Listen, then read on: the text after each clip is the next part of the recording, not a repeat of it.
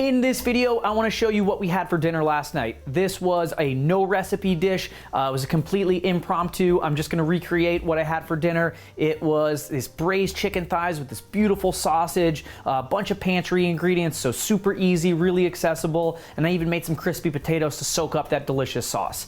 For the full ingredient list, check the description box below, but enough talking, let's get cooking.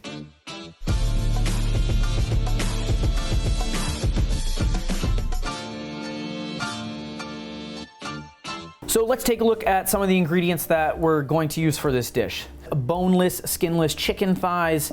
You can use chicken breast, you can use bone-in, skin-on chicken thighs, but I went with this. Sometimes when you used skin-on thighs, the skin renders a lot of fat into the liquid that you're cooking, so it gets a little greasy. So I found that when I'm using boneless and no skin, that the sauce is not so greasy that develops. We also have some nice bell peppers, regular onion, and we're also going to side this up with some potatoes. This is going to be super duper simple. It's going to be a really nice starch to add to this dish. We're going to back up the protein with some of this sweet Italian sausage. It's going to add a really nice flavor. We got some nice pantry products here. So inside the dish is going to go some petite diced tomatoes, some cannellini beans. We also got some capers that we're going to dress this dish up with, some fresh parsley, of course some garlic, and we got, I don't know, maybe like 10 cloves in there. We're going to use some white wine vinegar and some cheap white wine. And you can see, like, really simple on our spices. We're just going to go with some of my base seasoning, a little Italian seasoning, and some smoked paprika. There is not a lot of prep for this recipe, and we got to get dinner on the table. So we're going to get that oven rolling at 375 with the convection setting on. If you don't have convection, just maybe a couple degrees higher. We're going to put some olive oil and some of my base seasoning, which is a blend of garlic powder, onion powder, salt, and pepper, and some smoked paprika. If you want the link to the video recipe for the base seasoning, you can find that in the description, or I'll throw a link right above in the screen.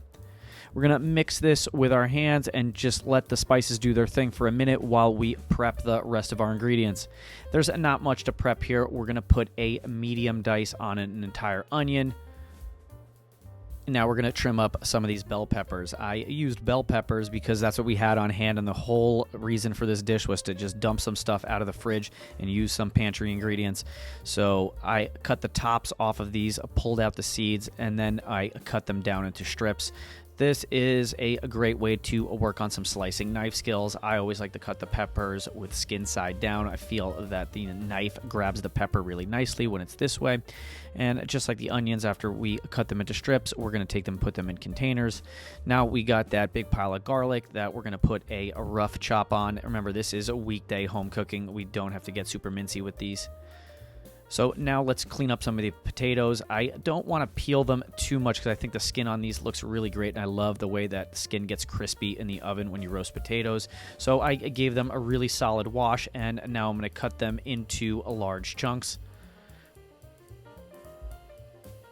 I'm going to try to make them as equal as possible so they cook as equal as possible, but we're not getting super exact here. Maybe about an inch a piece. Now we're going to drizzle some olive oil on the top, and surprise, surprise, base seasoning. Again, here she is. If you don't have some, get some. Little olive oil on the top to help loosen up some of the dry spices, and then we'll just give this a mix by hand. This is going to go on a baking sheet lined with aluminum foil and parchment paper. This is my go-to setup for roasting basically anything. I'm going to spread them out nice and equal, make sure that there's getting some air in between all the potatoes, and these are going to go in the oven. Now let's heat a cast iron pan over a medium-high heat. We're going to add just a little bit of olive oil to get the sausage going, and we're going to brown these on the outside. So a lot of the action that's going to happen now is going to be browning these sausages and browning the chicken thighs, and the purpose of browning is to get flavor. So that's going to happen at a medium to medium-high heat. You don't have to cook these all the way through, but if the heat's not high enough, it's going to be really hard to get that brown color on the outside of those sausages, and the same thing for these chicken thighs. I'll add a touch of oil to the pan as I switch between the sausage and the chicken thighs if they need it. But we're going for a color here, so if you're not seeing color and your chicken's still pale, turn up the temperature of the oven. One of the biggest enemies of browning stuff is overcrowding the pan. So let's do these chicken thighs in batches. I have 8 chicken thighs, so it's going 4 and 4. And if these don't get brown enough on the first time, I will reflip them just to get some little extra browning on there. We can only do this step once and we cannot repeat it. And the browning process leaves a lot of flavor inside the pan that we're going to reclaim with these onions and these peppers. So in go the onions and peppers, and these tongs are the wrong thing to be moving around this stuff with. So I'm going to switch over to my wooden spatula. That's going to help scrape the bottom of the pan, and all that goodness is going to go into the peppers and onions. We're going to add a little acidity with some white wine vinegar and now some of this cheap white wine. If you drink Foxhorn, I feel sorry for your headaches. In go the canned crushed tomatoes that I've strained out a little bit, and the beans. A little sprinkle of some salt and some fresh ground black pepper. We're also going to throw in some Italian seasoning. You can use herb de Provence or any other dried herb combo seasoning. Anything will work here. Mrs. Dash good too. And then in go the sausages that I cut up. You can see that they're not cooked all the way through, but they will cook all the way through, just like the chicken that we're going to put back in. And we're going to give this a mix so everything is well coated. And now we're going to dump everything inside the cast iron pan into this baking dish. And then we're going to nestle the chicken really neatly right over and inside the beans, sausage, peppers, and onions. And we have a strict no flavors left behind policy, so the drippings are going to go on top. That stuff is pure gold. Never, ever, ever throw it out.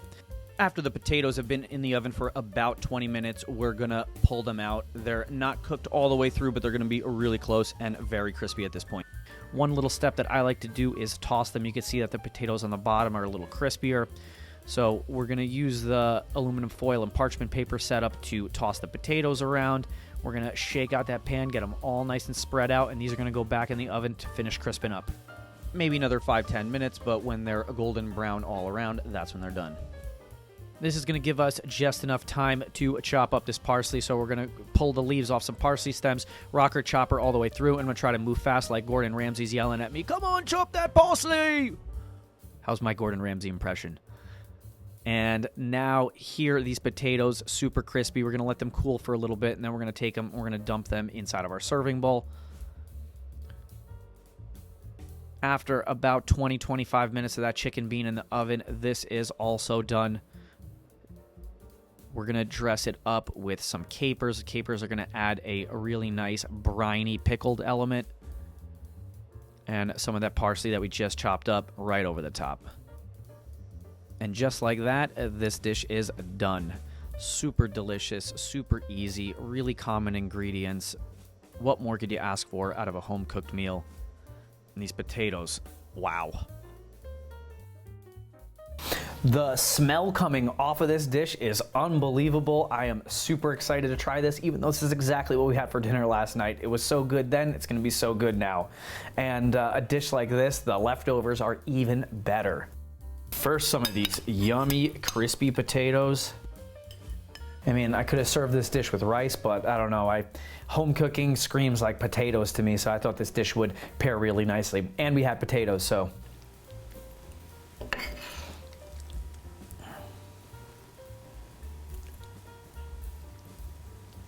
I'm hungry, so let's have 2 pieces of chicken. These chicken thighs.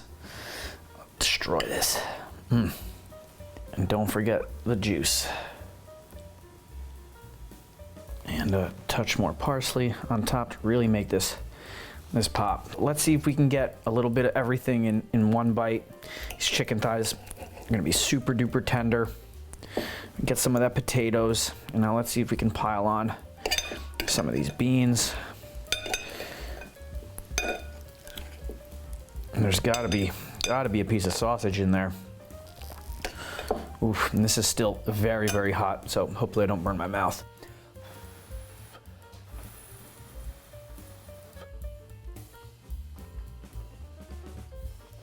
The depth of flavor that develops out of such simple ingredients and doing this like grandma-style braised dish is so, so good, even though it was only made in about 30 minutes. This tastes like it's been cooking all day long. This is so good. And maybe if you wanted to save some time, you don't have to make this with potatoes. You can make this with rice and it would be a little bit faster. It'd be great to soak up the sauce, but this is so, so, so good. Oh.